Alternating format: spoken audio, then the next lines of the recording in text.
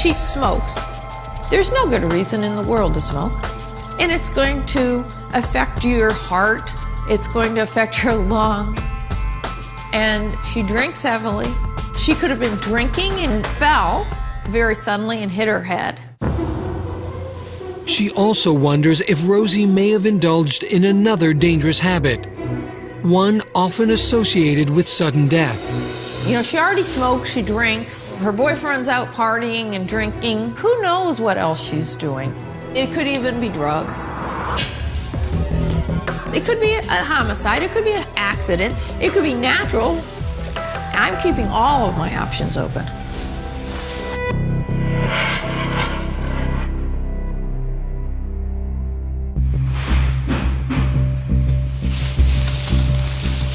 Did you see that nice shiner she's got? So when I start my external, the detective is there with me, giving me more information and just waiting for me to tell him what I found. Tell us at the beginning and then we could... It's really actually very important that when I'm doing a suspicious death, that the detective who's investigating or one of his partners is there at the autopsy. But you guys have to give me information. Oh, well, that too. Dr. G's first order of business is to try to piece together the chain of events leading up to Rosie's death. She's already starting to get some very early decompositional changes. She's been there over 24 hours. So we at least know whatever happened was closer to the Saturday morning. The boyfriend leaves Saturday morning, comes back Sunday night. Given the timeline, it's possible that Ben killed Rosie before he left on his trip. So we certainly haven't ruled out the boyfriend. Next, Dr. G inspects Rosie's skin inch by inch, searching for forensic evidence. I'll look very carefully for any kind of trace on her body itself, hairs, fibers, anything strange. But I didn't find any trace evidence. She also checks for needle marks on the arms and legs that could tell her if drugs somehow played a role.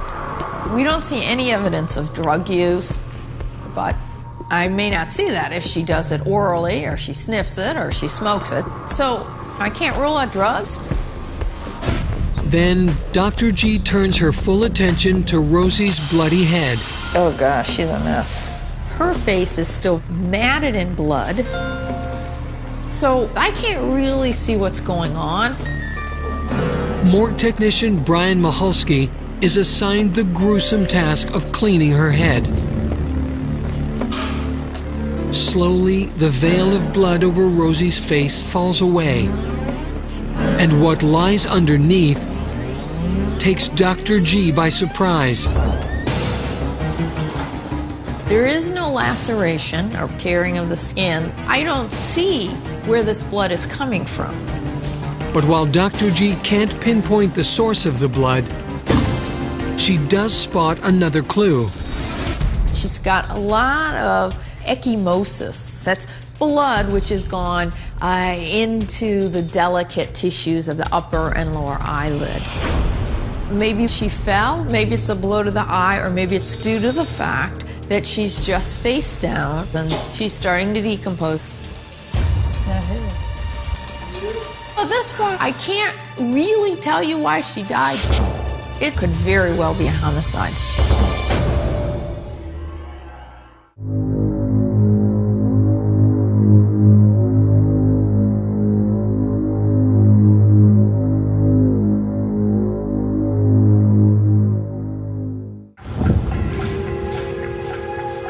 Dr. G is investigating the mysterious death of 44-year-old Rosie Mahler, who was found lifeless in a pool of blood just a few hours earlier. This is a case that right off the bat came in as suspicious. And police can't help but wonder if the victim's live-in boyfriend, Ben DeLull, may have been involved. He's worried that this is a domestic, violent homicide. So far, the external exam has raised many questions, but yielded few answers. And with no proof of murder, the police investigation remains at square one. The hunt for the culprit must now continue inside Rosie's body. We have to see what the internal findings are.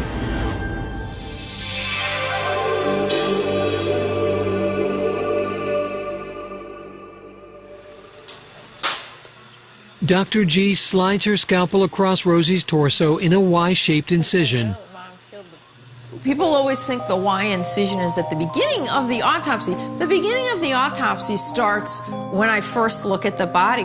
So by the time I finally get to the Y incision, the body is cleaned, I've documented everything I could find. At least an hour and a half has gone by.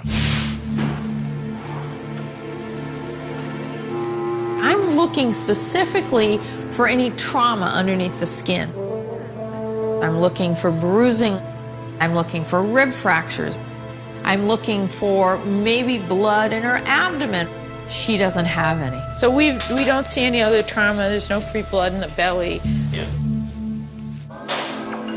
Next, she takes blood and urine samples to send out for toxicology tests. The tox is important with her because she died suddenly and unexpectedly.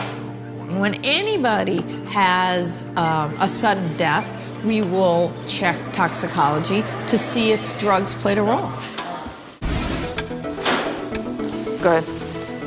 Moving deeper into the chest cavity, she cracks open the rib cage and removes the lungs. Her lungs are not in that bad a condition considering her habits of smoking. At 44, she still had a long way to go before those cigarettes would get to her. Then Dr. G turns her attention to the heart. And immediately she spots an alarming clue. Whoa, something here. We got a big heart. The first thing I notice is it's large and it's much heavier than it should be. 800. That's a big heart. What is it that's causing her heart to be like that? To find out, Dr. G begins a careful dissection of the organ. And it isn't long before she gets her answer. Oh, what's this? But when I cut the heart muscle, her heart muscle was thickened. And in her case, that indicated high blood pressure. High blood pressure forces the heart muscle to work harder, causing it to grow abnormally thick. The heart muscle has to pump against that elevated pressure. And over time, the muscle thickens. Well, certainly the enlarged heart is severe enough to have given her a sudden cardiac arrhythmia. But did that kill her? I don't know. An arrhythmia leaves no physical evidence in the body. So the only way to know if Rosie's heart is to blame is to first rule out every other possible cause of death. When you do an autopsy, it's a process of elimination. I would have to rule out everything else before I could make that determination. Alrighty. But unless I find something else to trump that, that very well may be her cause of death. Now, Dr. G must finish her examination of Rosie's abdominal organs. And given the 44-year-old's history of alcohol abuse, she begins with the liver. Her liver is slightly enlarged. It appears to be fatty. This could be partly due to her drinking, and it could be partly due to her obesity. But it doesn't look bad enough that it would have killed her. She then examines another organ that's often destroyed by alcohol. We look at her pancreas. The pancreas is that organ that helps regulate your glucose. It also provides a lot of digestive juices into your small intestine. That will be affected in some people with chronic alcohol use.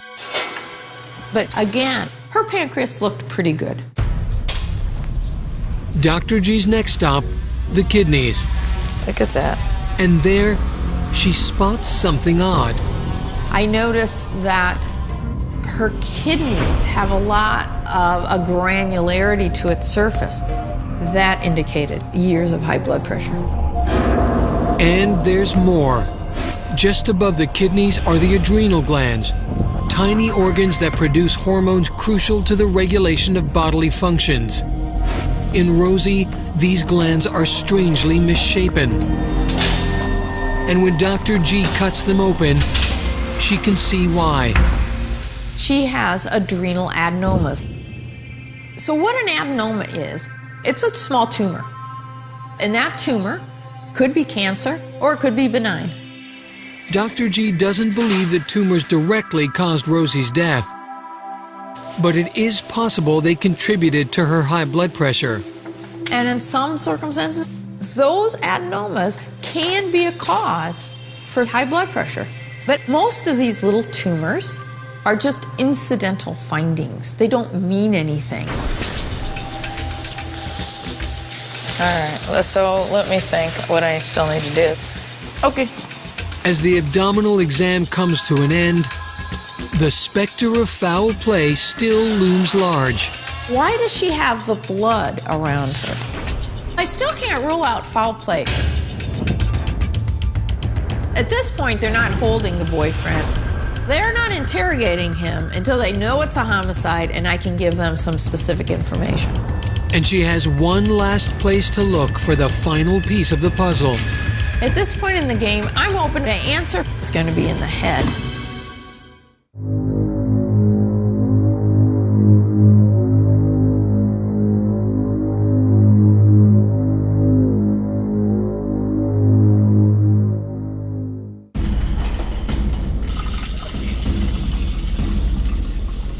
Dr. G and her team are preparing for the cranial exam of 44-year-old Rosie Mahler, who died under mysterious and highly suspicious circumstances. On the one side, I have a possible cause of death. Her big heart could have caused her to go down suddenly and unexpectedly with an arrhythmia. On the other side, I still have to contend with this blood around her head. I still can't rule out foul play. I'm hoping the final piece of this puzzle is going to be in her brain.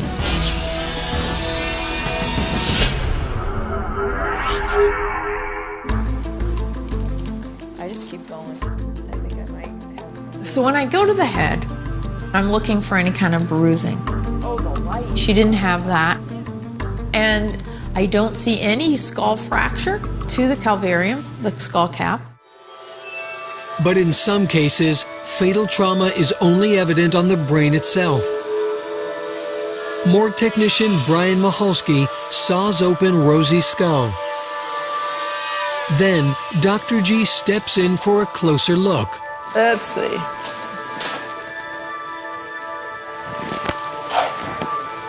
And just beneath the dura, the outer covering of the brain, she spots an alarming clue.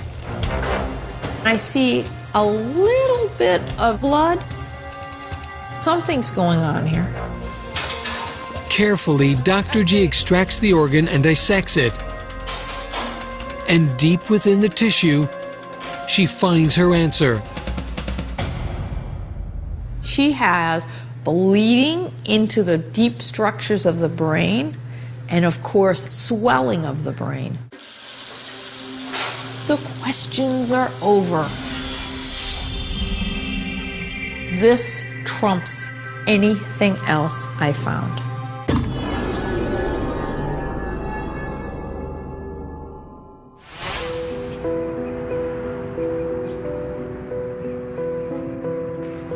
It's Saturday morning, and Rosie's boyfriend Ben has just gone off on a trip with friends, leaving Rosie to enjoy a quiet weekend at home. So what we thought was a homicide and what we thought was this bogus alibi turns out to be really what happened. And meanwhile, this poor woman is enjoying the weekend by herself. Probably starts getting a headache. Little does she know that inside her head, a ticking time bomb is about to go off. In this case, everything pointed to high blood pressure. Over the years, Rosie's untreated high blood pressure has wreaked havoc on her body. Beat by beat, the increased pressure strains the heart, causing it to enlarge. You get a thickened heart from it having to pump so hard against that high pressure. But the fallout from this chronic condition is not confined to Rosie's heart.